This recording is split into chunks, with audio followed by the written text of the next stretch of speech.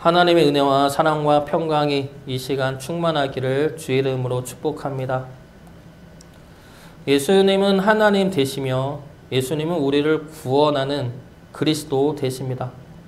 예수님은 지금 종교 지도자들에게 그리고 예수님을 반대하는 이들에게 내가 하나님이 보내신 그리스도임을 드러내고 계십니다. 그러면서 내가 그리스도임을 증언하는 것들에 대하여 말씀하십니다. 오늘 말씀이 바로 그 말씀이죠. 예수님 스스로 내가 예수님이다, 내가 그리스도다 라는 것을 증거하고 있는 말씀입니다. 누구에게 하고 있습니까? 그 당시 종교 지도자들에게 그리고 믿지 않는 이들에게 하고 있는 것입니다.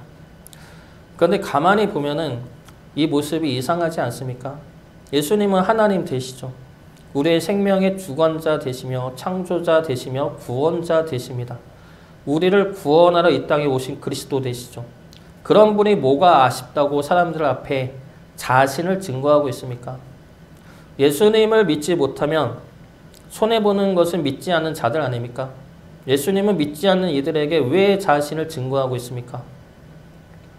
바로 그들을 구원하기 위해서이죠. 34절 말씀 보겠습니다. 34절 말씀 같이 보겠습니다. 그러나 나는 사람에게서 증언을 취하지 아니하노라. 다만 이 말을 하는 것은 너희로 구원을 받게 하려 함이니라. 예수님은 내가 너희들을 구원할 그리스도임을 세례 요한이 이미 증거했다. 그러나 나는 사람의 증언을 취하지 아니한다 말씀하시죠. 이 말씀은 사람이 예수님을 증거할 수 없다는 말씀입니다. 증거할 필요도 없죠. 사람이 증거하든 안 하든 예수님은 예수님 되십니다. 그럼에도 불구하고 예수님이 지금 하신 이 말씀은 세례 요한이 나를 증거하지 않았느냐 라는 이 말을 하신 이유는 너희들은 나를 믿지 못해도 세례 요한은 존경하지 않느냐, 세례 요한은 믿지 않느냐, 그런 세례 요한이 나를 증거했으니 세례 요한을 봐서라도 나를 믿으라 이 말씀을 하고 계시는 겁니다. 그렇게라도 나를 믿어 구원을 받으라 말씀하시는 것이죠. 예수님이 지금 이렇게 길게 자신을 증거하는 이유가 바로 이것입니다. 믿지 않는 우리들을 구원하기 위해서이죠. 믿지 않는 종교 지도자들을 배척하는 것이 아니라 그들에게 생명을 주기 위해서입니다. 그래서 하나님의 아들 되신 예수님이 직접 자신을 증거하고 있다는 것이죠. 그러면서 세례 요한의 말을 통해서라도 나를 믿어서 구원을 받으라 말씀하시는 겁니다. 예수님은 우리 생명의 구원자 되십니다. 그리고 우리 모두를 구원하기를 원하십니다. 그 구원자 되시는 예수님이 스스로를 지금 구원자라고 증거하고 있습니다. 예수님이 스스로 그리스도라 증거하고 있는 이유가 무엇인지 살펴보면서 우리 스스로도 돌아보았으면 좋겠습니다. 우리는 주의 백성들이고 구원받은 주의 자녀들이죠. 그러면 우리는 어떻게 우리가 주의 자녀임을 증거할 수가 있겠습니까? 우리는 무엇으로 내가 구원받은 주의 자녀다, 하늘의 백성이다 라는 것을 증언할 수가 있겠습니까? 예수님이 어떻게 자신을 그리스도라 증거하고 있는지 살펴보고 우리 역시 주님처럼 우리가 주의 백성임을, 하늘의 백성임을 증거할 수 있기를 주의 이름으로 축복합니다. 먼저 예수님은 하나님의 영광을 구하며 살기 때문에 그리스도 되신다 말씀하십니다. 예수님은 내가 그리스도임을 하나님이 증언하신다 말씀하시죠. 32절 말씀 보겠습니다.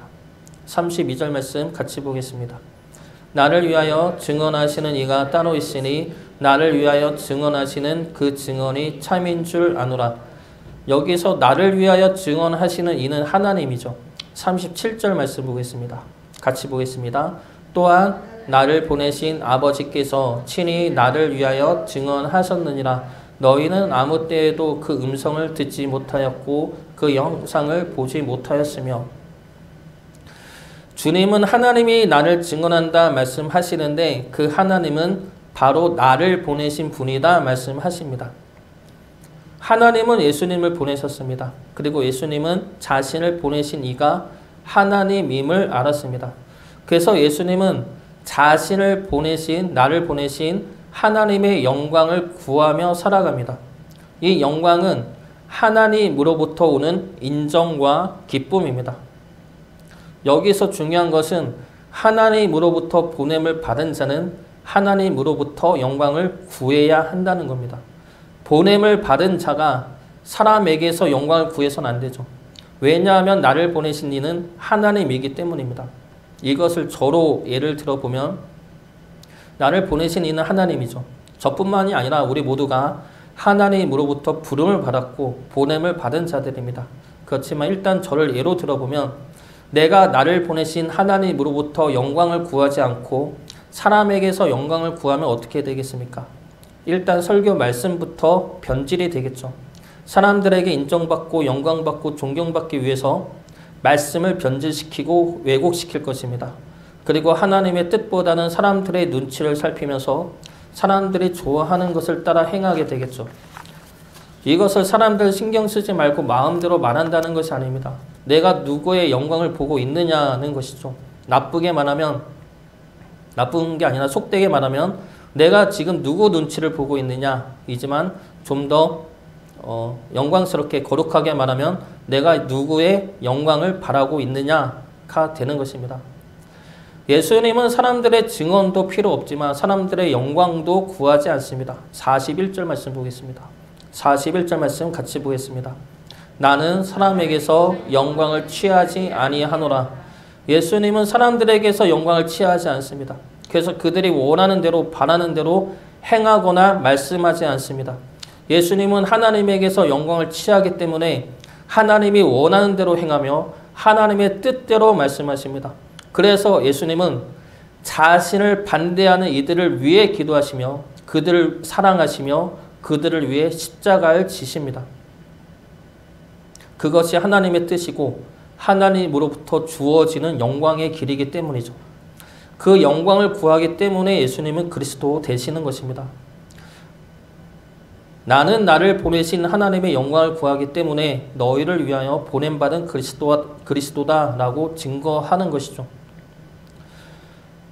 우리 역시 우리를 부르시고 보내신 분은 하나님이십니다. 하나님은 우리를 교회에 그리고 각 가정에 그리고 각 사업장에 보내셨습니다. 그곳에서 우리는 누구의 영광을 구하며 바라며 살고 있습니까? 사람들의 영광을 구하며 바라며 살고 있습니까? 아니면 나를 보내신 하나님의 영광을 바라며 살고 있습니까?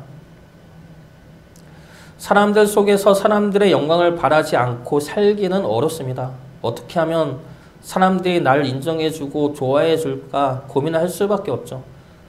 데일 카네기의 인간관계론이라는 책을 보면 대부분의 사람은 인정받고 싶어하고 자기 말을 하고 싶어 한다고 합니다.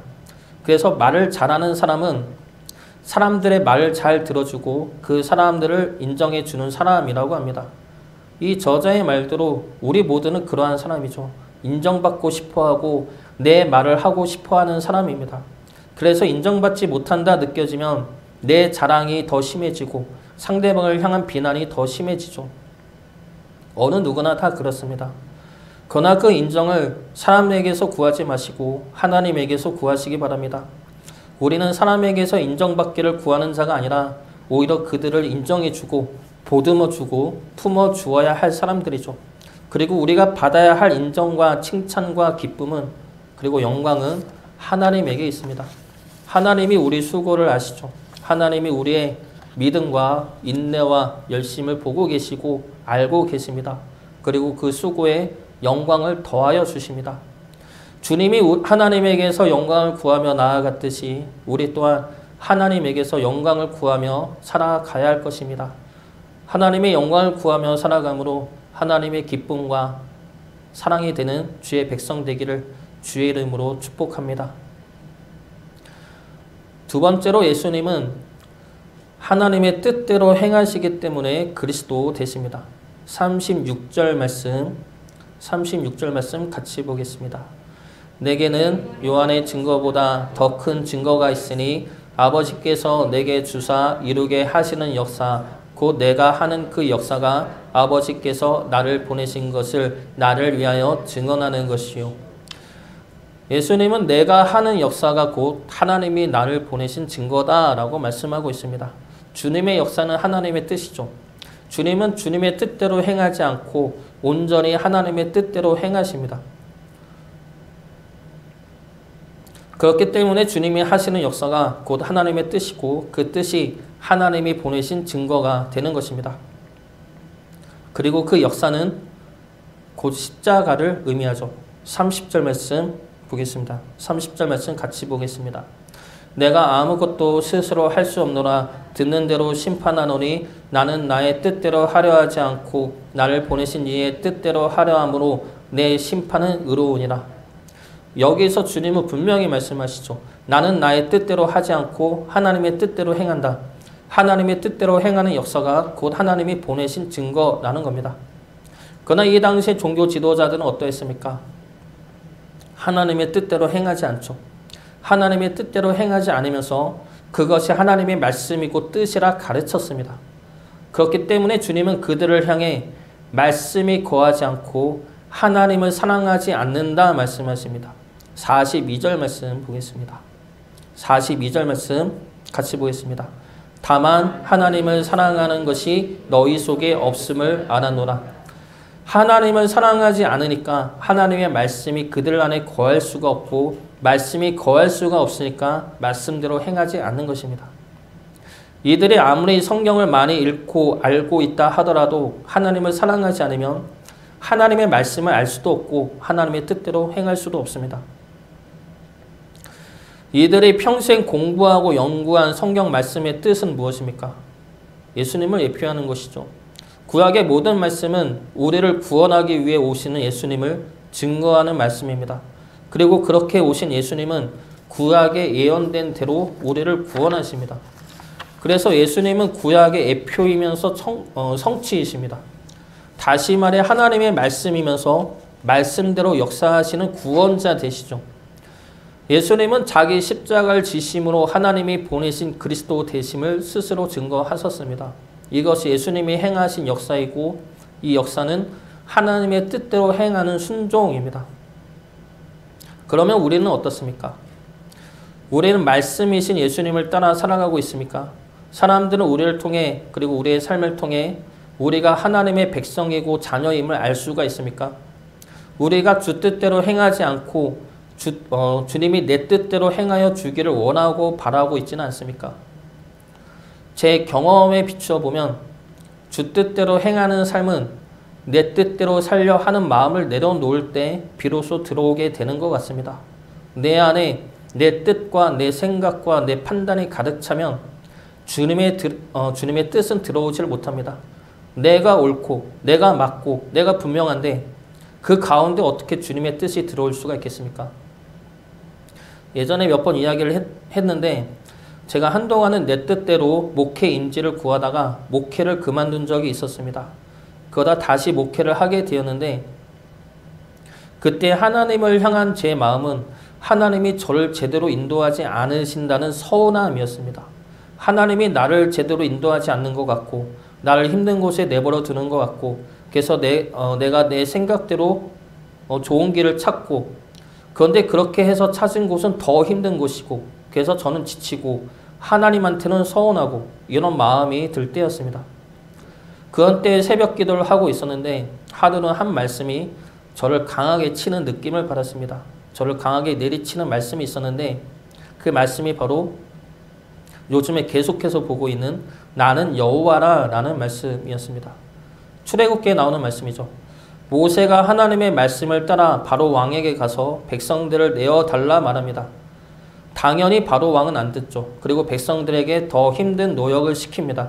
그러자 이스라엘 백성들이 바로 왕에게 가서 잘못을 빌고 모세에게는 하나님의 심판이 있을 것이라는 저주를 합니다. 모세 입장에서는 황당하죠. 이 모세가 하나님은 왜 가만히 계시냐며 기도할 때 하나님이 모세에게 주신 말씀이 바로 이 말씀 나는 여호와라 라는 말씀이었습니다. 출애굽기 6장 6절부터 8절까지 말씀입니다. 그러므로 이스라엘 자손에게 말하기를 나는 여호와라 내가 애굽 사람의 무거운 짐 밑에서 너희를 빼내며 그들의 노역에서 너희를 건지며 편팔과 여러 큰 심판들로서 너희를 속량하여 너희를 내 백성으로 삼고 나는 너희의 하나님이 되리니 나는 애굽 사람의 무거운 짐 밑에서 너희를 빼낸 너희의 하나님 여호와인 줄 너희가 알지라. 내가 아브라함과 이삭과 야곱에게 주기로 맹세한 땅으로 너희를 인도하고 그 땅을 너희에게 주어 기업을 삼게 하리라. 나는 여호와라 하셨다 하라.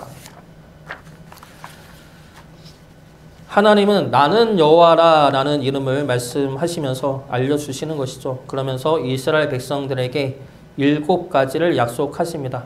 그 약속은 너희를 빼내고 건지고 속량하고 내 백성으로 삼고 나는 너희의 하나님이 되고 가나안 땅으로 너희를 인도하고 그 땅을 기업으로 삼게 하겠다라는 7가지 약속이죠. 그러면서 반복하시는 말씀이 나는 여호와라 라는 말씀입니다. 이 말씀이 그때 저에게는 저를 향한 큰 질책의 말씀으로 들렸습니다. 내가 너를 구원하고 인도하고 기업으로 삼게 할 것인데 내가 할 것인데 너는 내가 하도록 너를 내어 주었느냐? 너는 내가 너를 인도하도록 나를 믿어 보았느냐? 라는 질문과 질책으로 들렸습니다.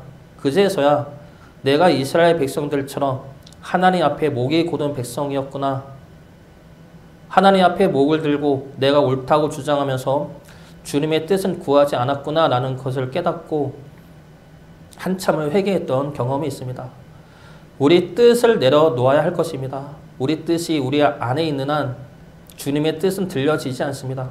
우리 뜻을 내려놓고 주님의 뜻을 구할 때 우리는 우리를 위해 예비하신 하나님의 놀라운 길과 은혜와 역사를 경험하게 될 것입니다.